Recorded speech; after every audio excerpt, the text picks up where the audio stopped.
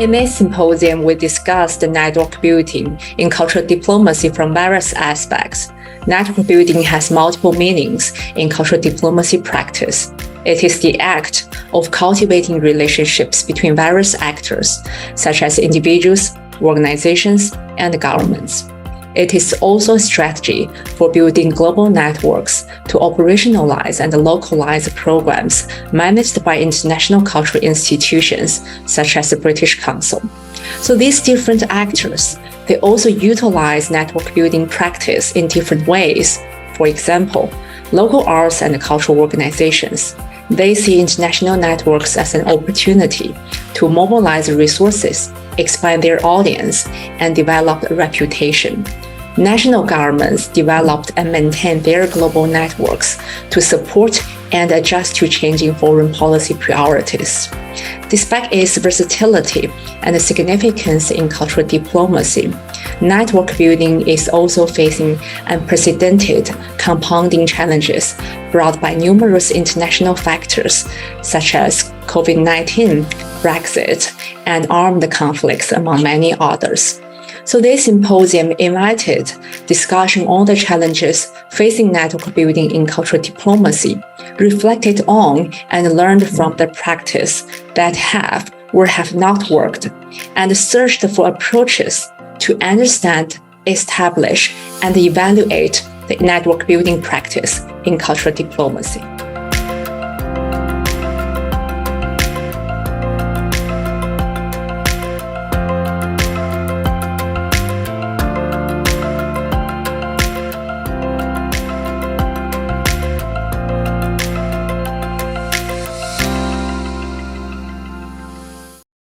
Through desk research and interviews, we have identified the following challenges as a result of changing environments.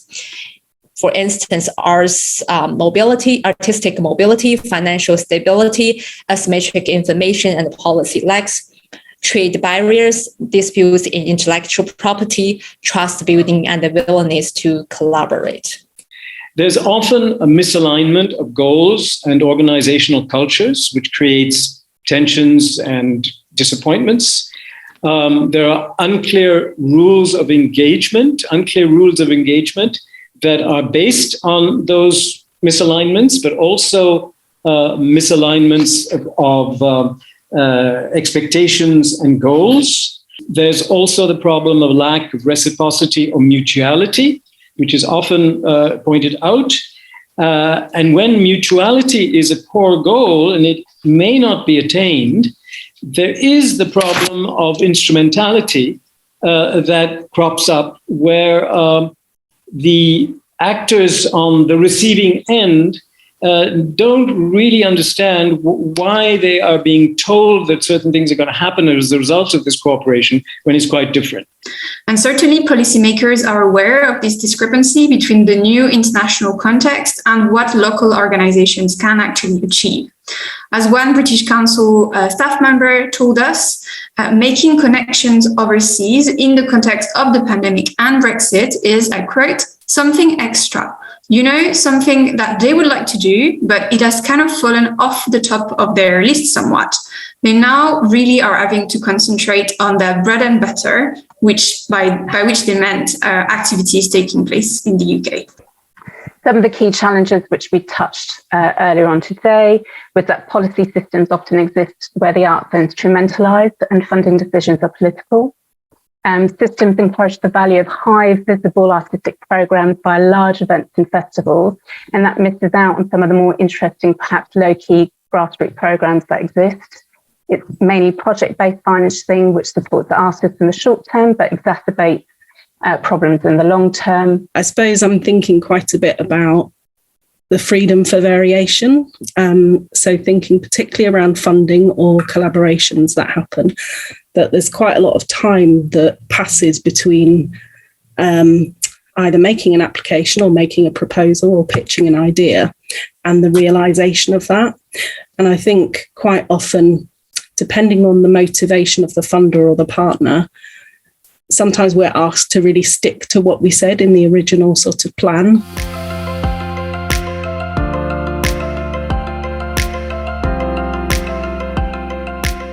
When it's a question of cultural diplomacy, I think we do need to ask how much autonomy governmental agencies afford civil society actors in shaping the pathways of exchange.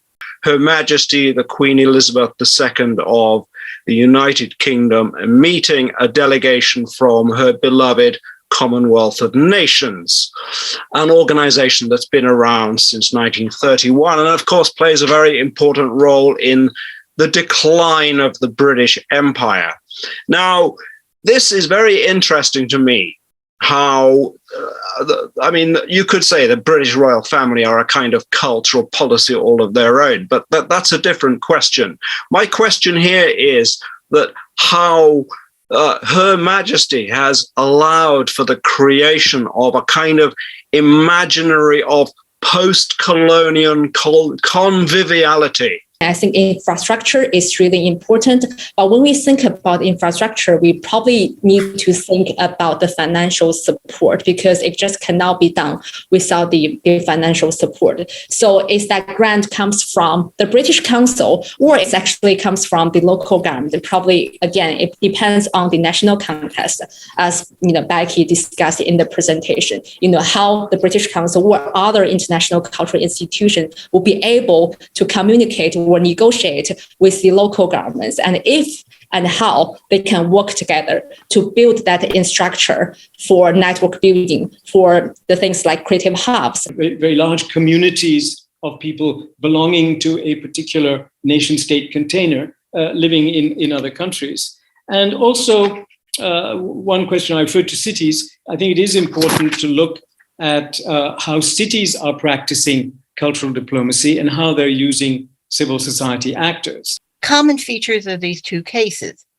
Each has a long tenured executive director with a passion for international cultural exchange, who is a skilled entrepreneur, who also built and used institutional memory in many forms, and then applied it to customizing, shaping, and maintaining the network for this cultural diplomacy.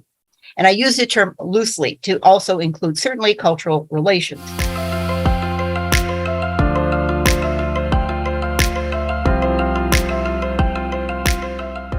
These cultural events are kind of fundamentally networked in the sense that networks play a principal functioning role. And that role is participatory. It's where the network becomes the cultural production, or the network are the cultural producers of this form of diplomacy. And the diplomacy is fundamentally aesthetic. That is, it refuses to, if you like, become co-opted by a political discourse that's already established, but itself generates the conditions of its own political language. We want to highlight that network building as a strategy to establish global presence is a common practice by great power countries such as United States, UK, and China. Today, we want to focus on the British Council and its practice to establish the global networks through its Creative Hubs program. And this is because this program exemplifies a collaboration between top-down and bottom-up initiatives. And it also leverages the British strengths in creative economy.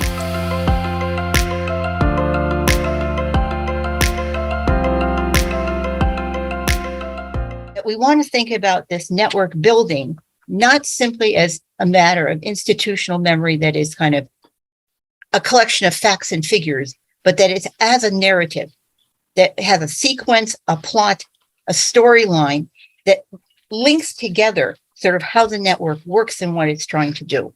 There was also constant attention to how to address an audience in another country, how the host would help them reach these other audiences. All right, so there was constantly kind of thinking your partner's issues at the same time that you were designing the program. Cultural diplomacy and relations are a wicked problem, or can be considered a wicked problem in terms of how do you operationalize those ambiguous terms. Network building seems to be a potent, adaptable, and effective tool to address this problem. But since this doesn't just happen by itself and evolve spontaneously, it is often motivated by entrepreneurial actors who are skilled and positioned to design, develop, and wield this tool. And its effectiveness is encouraged by having positions of long-term leadership and an institutional memory that can be used and transferred to others. The networks that were formed between, different stakeholders and civil society and businesses, I think that happened organically and was so powerful that everyone was now galvanized around this idea of being like a collective idea of a creative economy. Now, I'm going to give you 3 examples of what I'm calling a kind of networked semiosis. That is, ways in which culture is involved in doing the work of diplomacy, of representation, advocacy, of somehow binding people together in some kind of shared consensus of belonging, and doing so in unexpected ways. We want to highlight the British Council's and Creative Hub's role in filling in the structural holes in the network. So just let me briefly introduce the concept of structural hole. So a structural hole refers to a gap or empty space between 2 or more entities in the network. So the British Council fills in the holes by connecting the hubs both financially and culturally. And these connections enable top-down support and bottom-up initiatives to come together. And as a result, we have a network that expands at a fast rate, responds to policy priorities, and enable local sustainable development. We've found that there is a gap between the top-down and bottom-up perspective, but one that both sides are keen to bridge when it comes to sustainable development.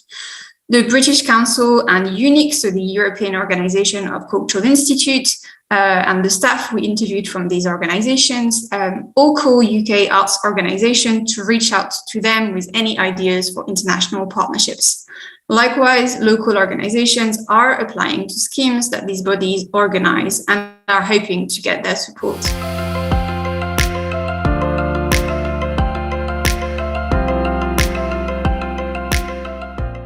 When I'm thinking on a purely empirical level about types of networks, I kind of put them on this spectrum, this landscape of kind of power. And at the one end, we've got kind of political membership-based networks, which can be, very defined within policy frameworks. In the middle, we have perhaps institutional and organizational professional-based networks. And to the other end, we have all kinds of much more informal, dynamic, and admittedly cultural forms of networks. What new connections and crossings civil societies actors actually forging, whether it's cultural relations or cultural diplomacy. And that's where the more detailed network type analysis, which I'm sure will come out in the other presentations, that's where that happens. Trust building in the 2 examples that I focused on was really a function of a long-term relationship building. It required a lot of personal contact and interaction among sort of the designers. For me, it really means building trust between networks at different level of an ecosystem and providing a safe space for different voices to be heard. So I think in terms of building trust, building networks, it is a really long process and it needs a lot of commitment over many years. This map shows the geographic distribution of the British Council creative hubs in 5 Southeastern Asian countries: Indonesia, Malaysia, Philippines, Thailand, and Vietnam.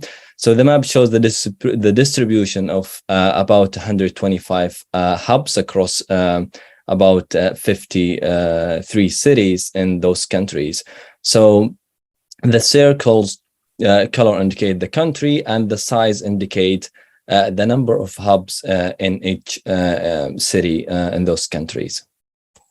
And as we can see here, we have the links or edges that connect the British Council with these countries.